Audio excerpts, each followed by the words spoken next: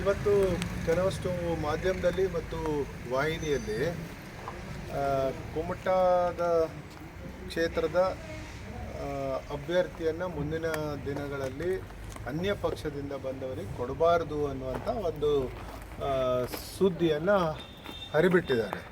ಇದು ಪ್ರಾಮಾಣಿಕವಾಗಿ ನನಗಂತೂ ವಿಶ್ವಾಸ ಇಲ್ಲ. ಮತ್ತು ಏನು ನಮ್ಮ ಹೊಸಬಾಳೆ ಅವರು ಬಂದಂಥ ಮೊನ್ನೆ ಹೊಸಬಾಳೆ ಅವರು ಕುಮಟಾಗೆ ಬಂದಂಥ ಸಂದರ್ಭದಲ್ಲಿ ಈ ವಿಷಯ ಚರ್ಚೆನೇ ಆಗಲಿಲ್ಲ ಎನ್ನುವಂಥದ್ದು ಸಹ ನನ್ನ ಗಮನಕ್ಕೂ ಬಂದಿದೆ. ಮತ್ತು ಅವ್ರ ಹತ್ರ ಯಾರೋ ಮಾತಾಡಿದವಾಗ ಹೊಸಬಾಳೆ ಅವರು ಹೇಳಿದ್ರಂತೆ ಇನ್ನೂ 3.5 ವರ್ಷ ಇದೆ, ಯಾಕೆ ಅದ್ರ ಬಗ್ಗೆ ಈಗಲೇ ಚರ್ಚೆ ಮಾಡೋದು, ಚರ್ಚೆ ಅವಶ್ಯಕತೆ ಇಲ್ಲ ಅನ್ನುವಂಥ ಮಾತು ಹೇಳಿದ್ದಾರೆ ಒಂದು ಕಡೆ. ಇನ್ನೊಂದು ಕಡೆ ನಾನು ಪಕ್ಷಕ್ಕೆ ಬಂದು ಇವತ್ತು ಸುಮಾರು 8 ವರ್ಷ ಆಗಿದೆ. 2 ಬಾರಿ ಗೆದ್ದಿದ್ದೇನೆ, ಭಾರತೀಯ ಜನತಾ ಪಕ್ಷದ ವತಿಯಿಂದ ಗೆದ್ದಿದ್ದೇನೆ. ಹಿಂದಿನ ಸಾರಿ ನನಗೆ 2ನೇ ಬಾರಿ ಯಾರು ನನಗೆ ಸೀಟ್ ಸಿಗೋದಿಲ್ಲ ಮತ್ತು ಸೀಟ್ ಸಿಕ್ಕಿದ ನಂತರ ಗೆಲ್ಲೋದಿಲ್ಲ ಅನ್ನುವಂಥವರು ಏನು ಪ್ರಚಾರ ಮಾಡಿದ್ರು, ಅಪಪ್ರಚಾರ ಏನು ಮಾಡಿದ್ರು, ಅವರೇ ಇದನ್ನು ಇವತ್ತು ಹರಿಬಿಟ್ಟಿದ್ದಾರೆ ಅನ್ನುವಂಥದ್ದು ನನ್ನ ಗೊತ್ತಿದೆ. ಅವರು ಮೊದಲು ಸ್ಥಳೀಯ ಸಂಸ್ಥೆಯಲ್ಲಿ ಗೆಲ್ಲುವಂಥ ಒಂದು ಶಕ್ತಿಯನ್ನು ಮಾಡಿಕೊಳ್ಬೇಕು ಅನ್ನುವಂಥದ್ದನ್ನು ನಾನು ಬಂದ ನಂತರ ಕುಮಟಾ ಪುರಸಭೆ ಇತಿಹಾಸದಲ್ಲಿ BJP ಮೆಜಾರಿಟಿ ಬಂದದಿಲ್ಲ, ಹೊನ್ನಾವರದಲ್ಲೂ ಮೆಜಾರಿಟಿ ತಂದಿದ್ದೇನೆ. ಗ್ರಾಮ ಪಂಚಾಯತಲ್ಲಿ ಸಾಕಷ್ಟು ಕಡೆ ಗ್ರಾಮ ಪಂಚಾಯತದ ಸದಸ್ಯರನ್ನು ಗೆದ್ದು ಗ್ರಾಮ ಪಂಚಾಯತ್ ಅಧ್ಯಕ್ಷರನ್ನು ಮಾಡಿದ್ದೇವೆ, ಮುನ್ಸಿಪಾಲ್ಟಿಯಲ್ಲಿ ಅಧ್ಯಕ್ಷರನ್ನು ಮಾಡಿದ್ದೇವೆ, ಹೊನ್ನಾವರದಲ್ಲಿ ಮಾಡಿದ್ದೇನೆ. ಎಲ್ಲ ನನ್ನ ಶಕ್ತಿಯನ್ನು ನಾನು ಬಳಸ್ಕೊಂಡಿದ್ದೇನೆ. ಎಲ್ಲ ಕಾರ್ಯಕರ್ತರು ನನಗೆ ಶಕ್ತಿ ತುಂಬಿದ್ದಾರೆ. ನಮ್ಮ ಕಾರ್ಯಕರ್ತರು ಎಲ್ಲರೂ ಒಕ್ಕಟ್ಟಾಗೇ ಇದ್ದಾರೆ. ಕಾರ್ಯಕರ್ತರು ಯಾರೂ ನನ್ನ ವಿರುದ್ಧನೂ ಇಲ್ಲ, ಪಕ್ಷದ ವಿರುದ್ಧನೂ ಇಲ್ಲ, ನಾನು ಪಕ್ಷದ ವಿರುದ್ಧ ಯಾವುದೇ ಕೆಲಸ ಮಾಡಿದ್ದು ಇತಿಹಾಸನೂ ಇಲ್ಲ.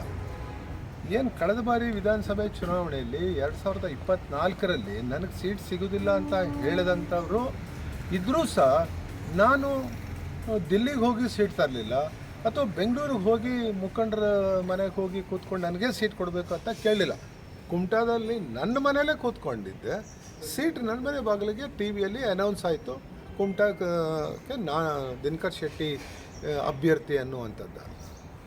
ಇಷ್ಟಿದ್ದಾವಾಗಲೂ ಇಂಥ ಅಪಪ್ರಚಾರ ಮಾಡುವಂಥದ್ದು ನಮ್ಮ ಪಕ್ಷದವರೇ, ಬೇರೆ ಪಕ್ಷದವರಲ್ಲ, ನಮ್ಮ ಪಕ್ಷದವರಿಗೆ ಇದನ್ನು ನಾನು ಹೇಳಲಿಕ್ಕೆ ಬಯಸ್ತೇನೆ.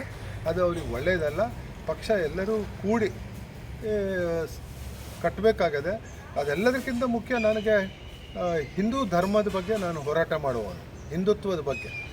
ನನಗೆ MLA ಆಗ್ತೇನೋ ಬಿಡ್ತೇನೋ ನನಗೆ ಗೊತ್ತಿಲ್ಲ, ಆದರೆ ಮೋದಿ ಹಿಂದುತ್ವ ಮತ್ತು ಮೋದಿಯವ್ರ ಕೈ ಬಲಪಡಿಸುವಂಥ ಕೆಲಸ ನನಗೆ ಮಾಡಬೇಕಾಗಿದೆ. ನಮ್ಮ ದೇಶ ಕಟ್ಟುವಂಥ ಕೆಲಸ, ರಾಜ್ಯದಲ್ಲಿ ಭಾರತೀಯ ಜನತಾ ಪಕ್ಷ ಅಧಿಕಾರಕ್ಕೆ ಬರೋದ್ರ ಬಗ್ಗೆ ಎಲ್ಲ ಕಾರ್ಯಕರ್ತರನ್ನು ವಿಶ್ವಾಸಕ್ಕೆ ತಗೊಂಡು ನನ್ನ ಅವಧಿಯಲ್ಲಿ ಆದಂಥ ಅಭಿವೃದ್ಧಿ ಕೆಲಸಗಳು